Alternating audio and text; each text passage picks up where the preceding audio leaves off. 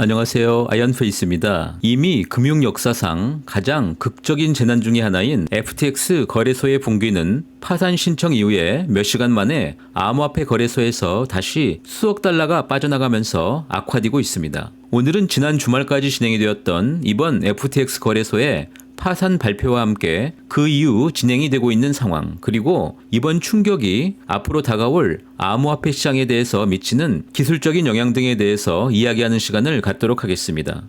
마지막으로 단기적인 대악재에 휩싸인 암호화폐 시장의 미래에 대해서도 말씀드리면서 마무리하도록 하겠습니다.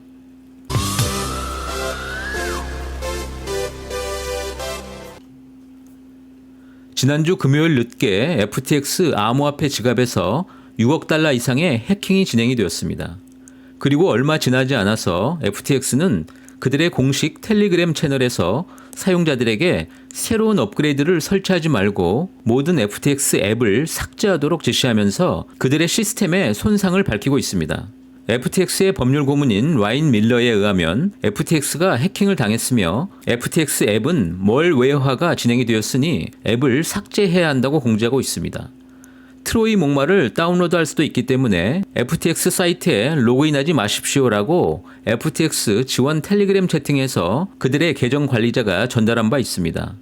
한국의 크립토퀀트 대표 역시 FTX 거래소에 해킹을 알리면서 업데이트 진행이 매우 위험하다고 경고하고 있고, 그러나 그는 이번 해킹은 내부 소행일 것이라고 추정하고 있습니다.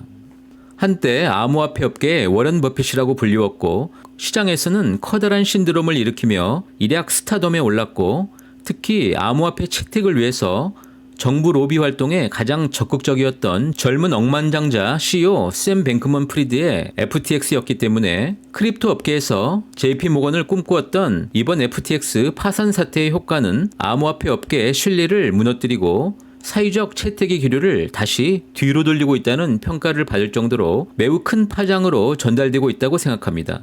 이번 FTX 거래소의 붕괴의 타임라인을 정리해보면 지난 11월 2일 코인데스크가 FTX와 그들의 자회사 알라마다 리서치의 주요 대차 대조표 세부 정보를 독점 공개하면서 FTX의 막대한 재무 리스크 노출 가능성이 세상에 처음으로 알려지게 됩니다. 그리고 11월 6일 바이낸스 CEO가 그들의 남은 FTT 토큰 보유 자산의 매각 결정 뉴스를 공지하면서 11월 8일 FTT 토큰 가격이 22불 아래로 하락하면서 마진콜 청산이 시작이 되었고, 같은 날 11월 8일 바이낸스가 거래소 인수를 위한 FTX 구매 의향서를 발표하여서 업계의 패닉을 잠시간 완화되는 것처럼 보이기도 하였습니다. 그러나 11월 9일 다음날 바이낸스는 공식적으로 FTX 거래소 인수를 처리하였고 11월 10일 마침내 FTX는 파산 보호 신청을 위한 챕터 11에 진입한 바 있습니다. FTX 거래소를 처음부터 파산에 직면하게 만들도록 계획된 작업이 아니었는가 하는 의문들이 제기되기도 하였지만 바이낸스는 자신들은 이번 사태에 대해서 그 어떤 계획을 만든 바가 없다고 보도하고 있고, 하루 전 13일 바이낸스 CEO 창펑자오는 거래소가 자신들의 지갑 주소를 드러내기 전후에 대량의 토큰을 이동해야만 하는 경우에는 반드시 거래소가 큰 문제에 직면한 경우라고 이야기하면서 이런 경우 사용자들은 절대 거래소에 접속하면 해킹 문제가 발생할 수도 있으니 접속하지 말아야 한다고 말한 바 있습니다.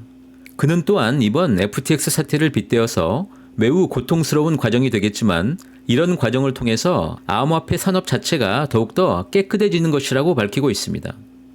이번 FTX의 파산은 내부적인 재무 리스크 노출로서 시작되기도 하였지만 그 과정에서 밝혀지고 있는 내부적인 도덕적 해이와 고객 자금의 불법적 운용 등, 그리고 무엇보다 암호화폐의 미래를 믿고 장기적 관점으로 투자를 진행한 많은 기관 투자자와 유명 셀럽들에게도 엄청난 손실을 안겨준 것으로 파악되고 있어서 이제 이번 파산 사태의 여파는 아직 시작도 되지 않았다는 뉴스에 크게 힘이 실리고 있습니다.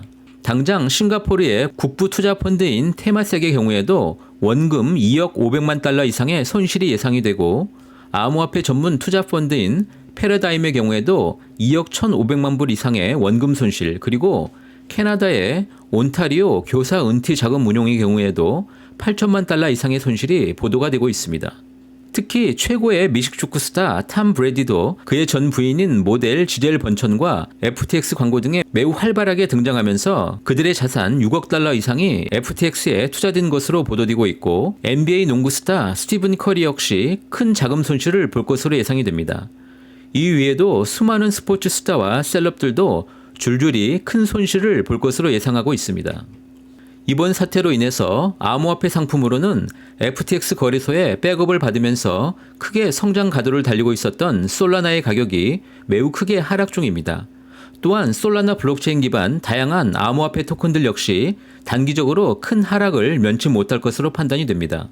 골드만삭스를 비롯한 암호화폐 분석 전문가들의 신호를 정리해보면 FTX 사태가 향후 상당 기간 동안 시장에 매우 불리한 과정으로 작용하게 될 것이고, 그 이후 시장의 회복 역시 매우 긴 시간이 필요할 것으로 예측하고 있습니다.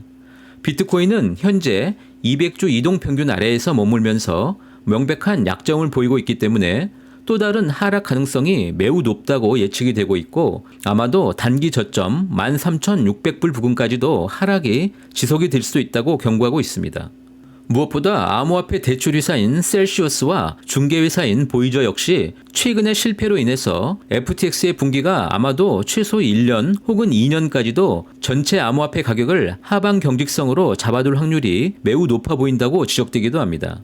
적어도 기관들에 대한 잠재적인 불신이 1년 혹은 2년 이상 지속이 될 확률이 매우 높아 보이며, 이번 FTX의 파산은 암호화폐 산업 자체를 1년 전으로 되돌릴 수 있을 만큼 매우 강력하고 업계에 부정적인 이미지를 만들고 있다고도 합니다. 모든 개인 투자자들은 당분간 추세 반전을 판단하고 매수를 기다릴 수 있는 구간은 전혀 아니며 오히려 장기 침체의 가능성에 대비해야 할 수도 있다고 판단합니다. 오늘 마지막으로 희망적인 뉴스 하나를 전달드리면서 마무리하고자 합니다.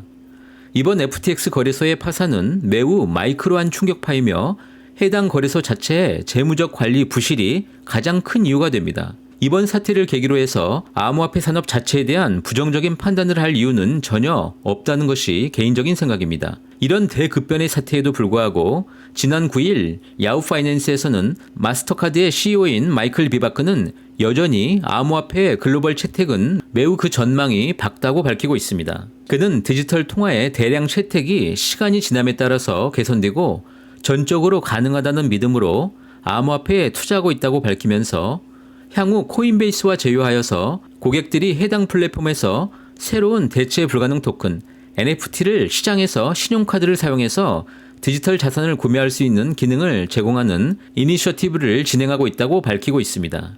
그는 고객들이 누구보다 쉽게 암호화폐 자산에 접근할 수 있는 토대를 마련해주면 시장은 당연히 빠른 채택을 진행하게 될 것이라는 것이 그의 설명이었습니다.